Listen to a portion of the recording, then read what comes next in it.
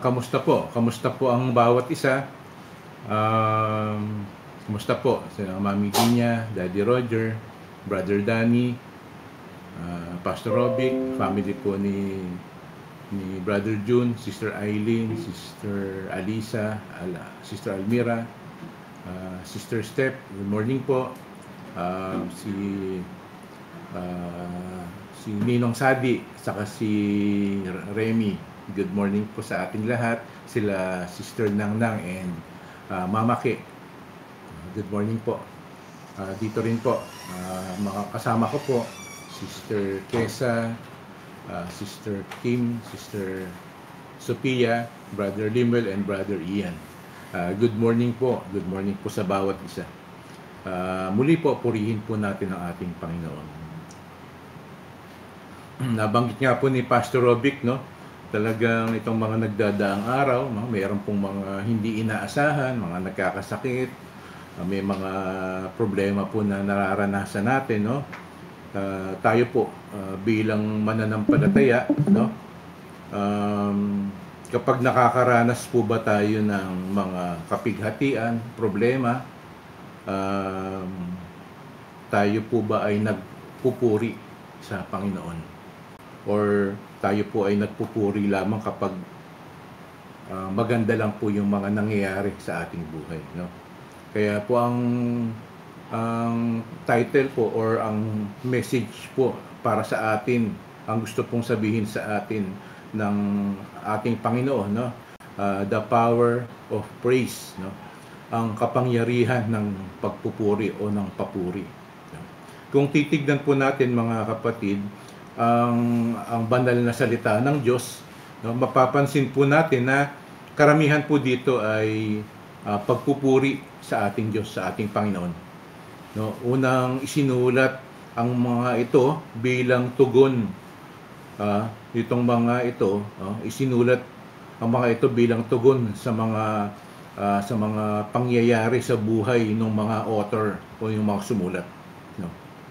Isang halimbawa na po rito ay doon po sa Psalm chapter 92 verse 1, mga awit chapter 92 verse 1. Ang sabi nga po dito, magpasalamat kay Yahweh ay mabuting bagay, umawit na lagi, purihin ang ngalan kataas-taasan, no? Yun po yung sabi ng author dito, no? Lalo na po sa Book of Psalm, no, sa mga awit, no, sa libro po ng mga awit, marami po ang panawagan na tayo po ay magpuri sa ating Panginoon. Ito po ay mga patotoo ng mga sumulat nito, no? Katulad na lang po dito sa mga awit chapter 63 verse 1 to 5, no? Ang sabi po dito, O Diyos, Ikaw ang aking Diyos na lagi kong hinahanap. Ang uhaw kong kaluluway, tanging Ikaw nga ang hangad. Para akong tuyong lupa na tubig ang siyang lunas, hayaan mong sa santuaryo ika'y aking mapagmasdan. At ang likas mong kaluwalhatian at kapangyarihan, ang wagas na pag-ibig mo'y mainam pa kaysa buhay. Kaya pupurihin kita, O Diyos, at pararangalan. Habang ako'y nabubuhay, ako'y magpapasalamat at ako ay dadalangin na kamay ko'y nakataas. Itong aking kaluluway tunay na masisiyahan, magagalak na umawit ng papuring iaalay, no? Purihin po natin ang salita ng Diyos, no? Isa pa pong halimbawa ay sa mga awit din po, no? Mga awit 119 verse 164. Ang sabi po dito, araw-araw 7 beses akong nagpapasalamat sa lahat ng kahatulang matuwid mong iginawad, no? Kung titignan po itong mga nabasa natin, lahat po ito ay may pagpupuri sa ating Panginoon, no? Yung iba naman po, no, yung mababasa natin dito sa mga verses nito ay mga paanyaya naman, no? mga paanyaya upang tayo po ay magpuri sa Panginoon, sa Diyos, no? Isa pong halimbawa rito, mga awit 107 verse 8, no? Ang sabi po rito, kaya dapat namang kay Yahweh ay magpasalamat dahil sa pag-ibig at kahanga-hanga niyang pagliligtas, no? Ang sabi rin po sa mga awit 135 verse 1, ang sabi po dito, purihin si Yahweh, ngalan niya ay purihin kayong mga lingkod niya, no? At ang sabi rin po sa mga awit 147 verse 1, ang sabi po rito, purihin si Yahweh, o kay sarap umawit at magpuri sa ating Diyos. Ang magpuri sa Kanya ay tunay na nakalulugod, no? Lahat po ito, no? Mga paanyaya, no? At mga patotoo ng mga sumulat nito na yung pong pagpupuri sa Panginoon natin ay kailangan at kalugod-lugod, no? Kung titignan po natin, mga kapatid, makikita po natin yung kagandahan at kabutihan ng pagpupuri natin sa Panginoon, no? Kung titignan nga po natin, no, next page, makikita natin ito po, ang sinasabi sa atin, it is better to praise than to panic, no? Sabi nga, mas mabuting magpuri kaysa magpanic, no? Pangalawa, better to praise than be too pessimistic, no? Mas mabuting magpuri daw kaysa magkaroon ka ng pakiramdam ng kawalan ng pag-asa o tiwala sa hinaharap, no? Pangatlo, better to praise than to be problem conscious. Mas mabuting magpuri kaysa maging problemado yung isip mo, no? Kaya po una, ang sabi rito, better to praise than to panic, no? Kung titignan po natin, mga kapatid, yung kondisyon natin sa buhay, kapag walang masyadong mga problema, no, madaling purihin o papurihan ang ating Panginoon kapag maayos ang lahat. Kaya lang, sa buhay po natin, mga kapatid, hindi parating okay, no? Kadalasan, dumarating parati ang problema, yung kapighatian. Ang mga bagay-bagay ay hindi palaging maayos, no? Kaya sa sitwasyon po na hindi maganda, no, na mayroong kapighatian, napapapurihan pa din ba natin ang ating Panginoon, no? Kung babasahin po natin sa John chapter 16 verse 33, no? At ito pong verse na to, sinabihan po talaga tayo ng ating Panginoong Hesus na talagang dito po sa mundo na ito ay makakaranas tayo ng kapighatian, no? Ang sabi po dito, sinabi ko ito sa inyo upang kayo'y magkaroon ng kapayapaan sa pakikipag-isa sa akin. Magdaranas kayo ng kapighatian sa mundong ito, ngunit tibayan ninyo ang inyong loob na pagtagumpayan ko na ang sanlibutan, no? Ang sabi po ng Panginoon, take heart, I have overcome the world, no? Sabi niya sa atin, no? Maraming bagay, no, kung titignan po natin, maraming bagay o problema na nagdudulot sa atin para ang tao ay magpanik, mamroblema, no?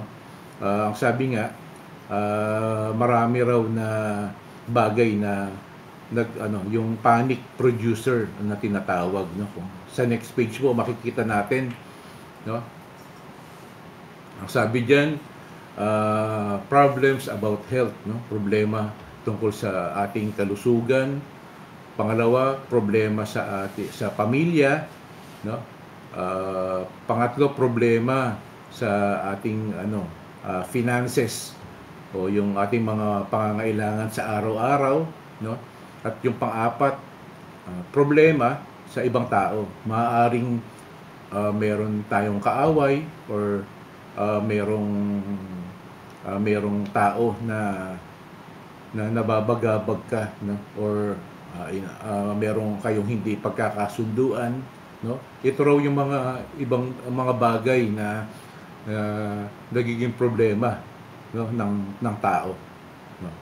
Pero ang panic o takot o yung pagkakataranta ay ito raw ay nagpapalalim lamang ng problema na nakakaapekto doon sa mga nabanggit kanina, no? Kung ito ay ating bibigyan ng pansin, no? Bilang tao, no? Ang tanong po mga kapatid, paano magpupuri ang isang tao, no? Paano tayo makakapagpuri, no, sa ating Panginoon sa punto no kung tayo ay nag-aalala, nagpapanik, no, doon sa kondisyon na meron tayong kinahaharap na problema, no? Paano tayo magpupuri doon sa kondisyon na 'yon na kung saan mayroong problema, may kapighatian, no, na sobrang problemado tayo, no? No. Ang sagot po diyan mga kapatid, hindi po tayo dapat magpanik, hindi po tayo dapat mag-worry, no? Dahil dito sa mga problema na 'to, no? Kung iisipin po natin, lalo na po tayo bilang mananampalataya, isipin po natin, no, sa pamamagitan ng pag-alala o pag-recall o yung ating naranasan, no, yung pagmamahal ng Panginoon sa atin, no? Pangalawa, isipin natin na doon pa lamang, no, doon pa lamang sa creation, no, ipinakita na ng Panginoon yung kanyang pagmamahal sa atin. 'Di ba lahat po ng bagay ay create or nilikha sa pamamagitan ng pagbigkas ng Diyos. Pero kung titignan po natin sa Book of Genesis, yun pong paglikha sa tao, no? Hindi lang po ito sinabi. Hindi po sinabi na magkaroon ng tao. Ganon, hindi. Pero ang ginawa po ng ating Panginoon, kumuha po siya ng putik, no? Hinulman niya tayo at ito ay kanyang hiningahan, no? Kaya kung titignan po natin kung babasahin nga po natin sa John chapter 3 verse 16, no? Sabi nga po rito, sapagkat gayon na lamang ang pag-ibig ng Diyos sa sangkatauhan, ibinigay niya ang kanyang kaisa-isang anak, no? Upang ang sinumang sumampalataya sa kanya ay hindi mapahamak kundi magkaroon ng buhay na walang hanggan, no? Dito lang po sa punto na to, no? Hindi lang po sa paglikha, ganoon na rin po nung tayo ay magkasala, no? Hindi niya po tayo pinabayaan, sa halip siya po ay nagpadala ng tagapagligtas upang upang matubos po ang ating mga kasalanan, at yung pong sa pagkakahiwalay natin sa Panginoon, tayo po ay muling makabalik sa pamamagitan po ng pananampalataya sa Panginoong Hesukristo, no? Binigyan niya po tayo ng pag-asa, no? Kaya talagang napakabuti po ng Panginoon, no? At sa pamamagitan nga rin po nitong mga problema na to, no, wag po natin isipin itong mga kapighatian na to. Sa halip, alalahanin din natin, no, dahil nga sabi nga po rito, ibinigay ng Diyos yung kanyang kaisa-isang anak, no? Isipin natin yung ipinadama ng Panginoong Hesus, yung nung siya ay namatay sa krus, no, upang yung pag-aalay ng kanyang dugo, no, bilang sacrificial lamb, no, ibinigay niya yung kanyang buhay sa ikatutubos ng ating kasalanan. Ang sabi nga po sa mga taga-Roma chapter 5 verse 8, no, ang sabi rito, ngunit ipinadama ng Diyos ang kanyang pag-ibig sa atin nang mamatay si Kristo para sa atin nung tayo'y makasalanan pa, no? Ganun po kadakila ang pag-ibig ng Diyos sa atin, no? Kaya itong mga problema na to, ang isipin po na wag po natin itong masyadong dibdibin or isipin. Ang isipin po natin yung pagmamahal ng Diyos sa atin, kung gaano niya tayo kamahal, no? Kung paano niya tayo binigyan ng pag-asa. Pangalawa, no, sabi nga, it is better to praise than to be pessimistic, no? Sabi diyan, better to praise than be too pessimistic. To be. Ikabaliktad po. Ngayon, Yung iba po, minsan yung iba pong tao, no, nagiging ugali na po nila ito, no, yung pagiging pessimistic, no. Yung iba naman po parang nagiging mareklamo, no. Kadalasan ah, yung iba naman parating nakikita yung mali ng iba. No, kung titignan po natin ang pessimism ay kabaliktaran ng pananampalataya, no? Dahil sa pessimism, parati kang may pagdududa, no? Pagdududa sa pagkilos sa lahat ng bagay, no? Kung ganito yung pananaw ng tao sa buhay, malamang lalo na po siguro pagdating sa relasyon niya sa Panginoon, no? Parang wala siyang tiwala na matutulungan siya ng Diyos, no? Di po ba ang itinuturo po sa atin ay dapat tayo ay mamuhay sa pamamagitan ng pananampalataya. No, iyon po yung sinasabi sa atin dito sa mga taga-Roma chapter 1 verse 17. Ang sabi po diyan, sapagkat ipinapakita ng magandang balita kung paano ginagawang matuwid ng Diyos ang isang tao. At ito ay sa pamamagitan ng pananampalataya.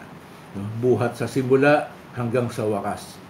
Tulad ng sinasabi sa kasulatan, ang itinuring na matuwid ng Diyos ay ng Diyos sa pamamagitan ng pananampalataya ay mabubuhay. No? Kaya po, ang sinasabi po sa atin dito, tayo daw po ay dapat mamuhay sa pamamagitan ng pananampalataya. No? Ang sabi nga po dyan, itinuring na matuwid ng Diyos sa pamamagitan ng pananampalataya ay mabubuhay. Yun po yung buhay na walang hanggan. No? Kung atin pong ire-recall, mga kapatid, no, ano po yung kahulugan ng pananampalataya sa banal na kasulatan.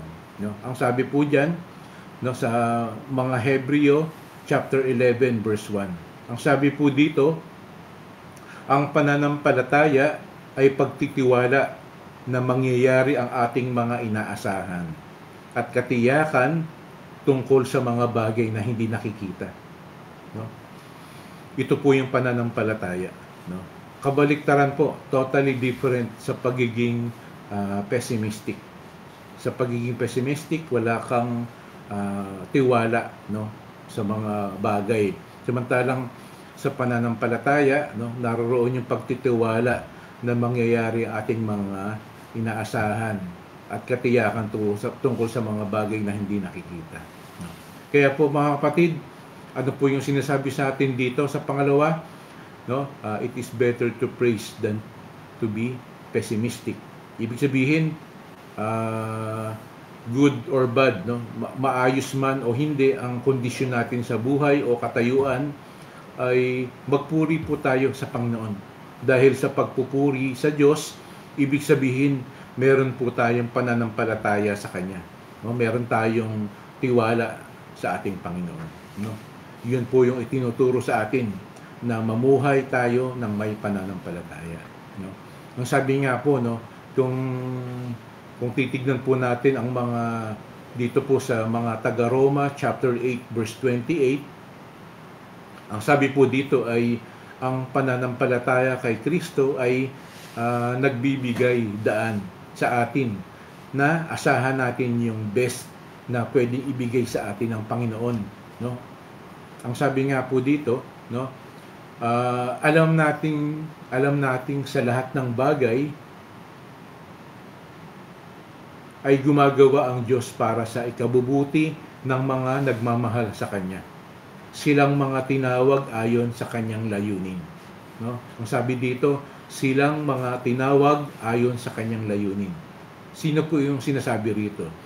Ito po ay walang iba kundi po yung mga mananampalataya. No? Ito po ay walang iba kundi yung mga mananampalataya na para sa Panginoon. No? Ito po yung mga naglilingkod, sumusunod sa Kanyang kalooban. No? Kaya po wala po tayong dapat ikabahala, wala po tayong dapat ika-worry. Pangatlo, no, ang sabi po rito, it is better to praise than to be problem conscious. No? Mas mabuting magpuri kaysa maging problemado. No? Kung titignan po natin mga kapatid, lahat ng tao may problema, no? Kung titignan po natin itong mundo, hindi po ito perpekto, no? Yung mga tao, tayo po, hindi po tayo perpekto, no? Dahil po ito doon sa nangyari nung pagsuway nila Eva at Adan doon sa Garden of Eden, no? Dahil lahat po tayo ay apektado nung pagbagsak ng tao. Ano po yung sinasabing pagbagsak ng tao? Nung nagkasala ang tao. Ibig sabihin, originally, kung titignan po natin yung una, originally, nung may connection pa at may relasyon ang tao sa Diyos, nung hindi pa nagkakasala ang tao, no? Tayo po originally ay nakadesign na mamuhay magpakailanman. Yun po ang plano ng Panginoon talaga, no? Tayong mga tao, nung tayo ay connected pa sa Diyos, may relasyon pa tayo, kakaiba yung karunungan natin, no? Sabi nga po sa Book of Genesis, no, ang nagpangalan sa mga hayop ay si Adan, no? Kung ano yung ipinangalan niya, yun yung naging pangalan ng mga hayop, ng mga animals, no? Pero nung nagkasala na ang tao, nagkaroon na ng kamatayan, no? At itong mundo na ito, ang naghahari na dito ay ang kalaban. Kaya meron ng mga nakakapinsala na pangyayari, no? Nangyayari, no? Meron ng kapighatian, yun ngang mga halaman, no? Hindi na rin perpekto. May mga nakakalason, no? May mga tinik, no? Ganun po yung nangyari. Ngunit hindi natin kailangan, no? Tayo po, mga tao, lalo na po tayo mga mananampalataya, hindi natin kailangan mag-focus or tumuon sa kung ano yung mga mali o yung mga bagay na hindi maganda, no? Kung titignan po natin itong mga verses na galing sa salita ng Diyos, sinasabi po sa atin kung paano ma-overcome yung kawalan ng pananampalataya na sa loobin ng tao o yung kilos, no, sa pagiging pessimistic, no? Una, ang sinasabi dito sa mga taga Filipos chapter 4 verse 6, no, na huwag mag-alala tungkol sa anumang bagay, no? Ang sabi po rito, huwag kayong mabalisa tungkol sa anumang bagay. Sa halip, hingiin ninyo sa Diyos ang lahat ng inyong kailangan sa pamamagitan ng panalangin may pasasalamat, no? Sinasabi sa atin dito, no, wag daw tayo mag-alala, wag tayo mabalisa sa anumang bagay, no? Tayo raw po ay hingiin po natin sa Diyos yung lahat ng ating pangangailangan sa pamamagitan ng panalangin ng may pasasalamat, no?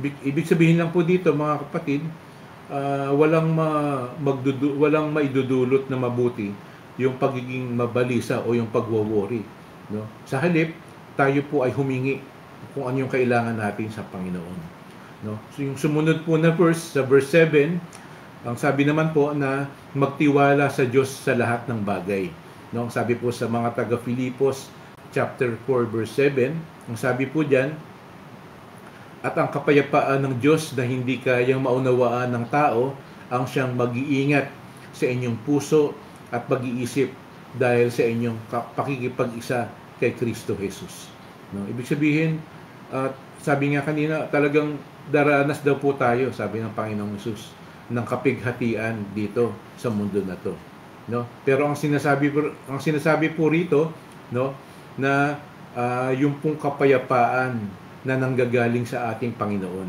no? Ito po yung ibibigay sa atin ng Diyos bilang mananampalataya, no? Na kung tayo nga raw po ay tunay na nakipag-isa na kay Kristo, no?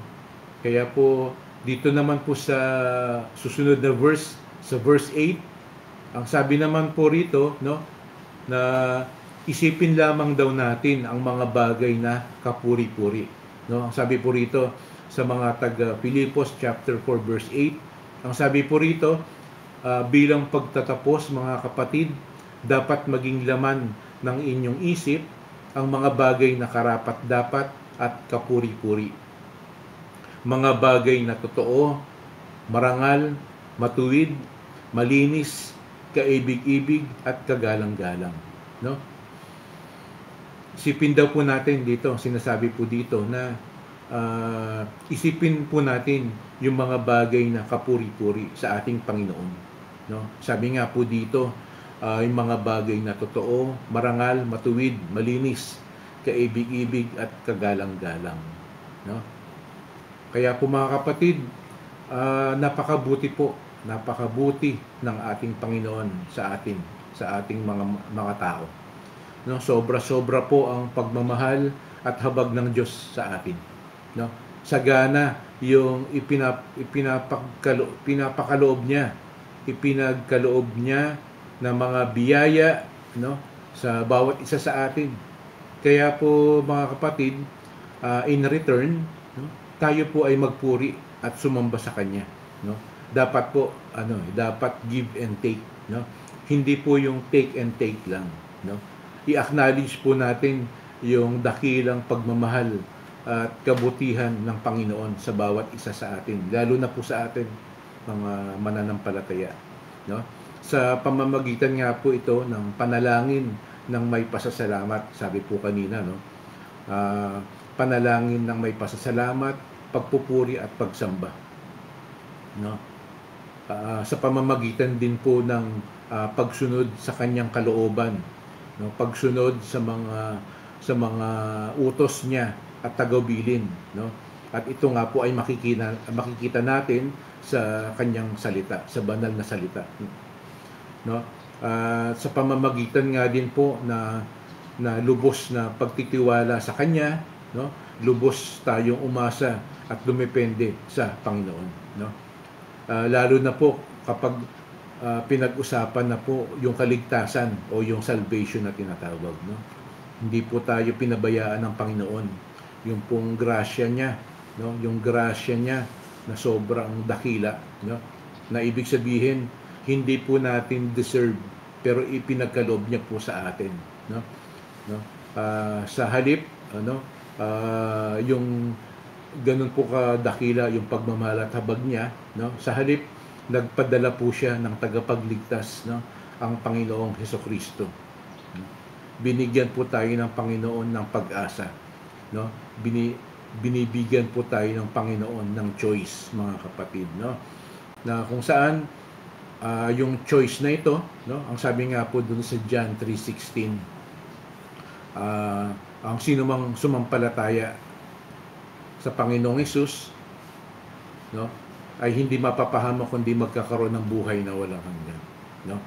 Yung pangalawang choice, kapag hindi ka sumampalataya, ay mapapahamak ka at hindi ka magkakaroon ng buhay na walang hanggan. Sa halip, magkakaroon ang mangyayari po sa inyo ay mararanasan nyo yung habang buhay na kamatayan o yung paghihirap, no? Kaya po mga kapatid, tayo po ay magpuri at sumamba sa Panginoon, maski tayo po ay nakakaranas ng kapighatian o problema, no? Dahil napakadakila po ang pagmamahal at habag ng Panginoon para sa atin. Kaya po, good morning po, no? Muli, isa pong mapagpalang araw. Purihin po natin ang ating Panginoon. Amen. Amen. Amen. Amen.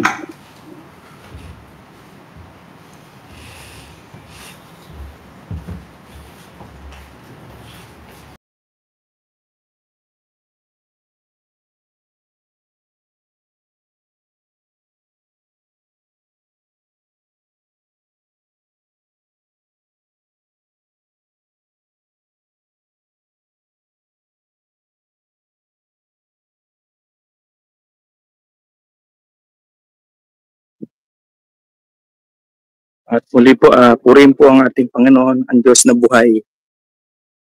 Maraming po salamat, Pastor Davin, sa makabuluhan namang mensahe na pinarinig mo sa amin. At inaanyayahan po ang lahat, tayo po ay magtapos ng panalangin. O Diyos na aming Ama, na dakila, banal at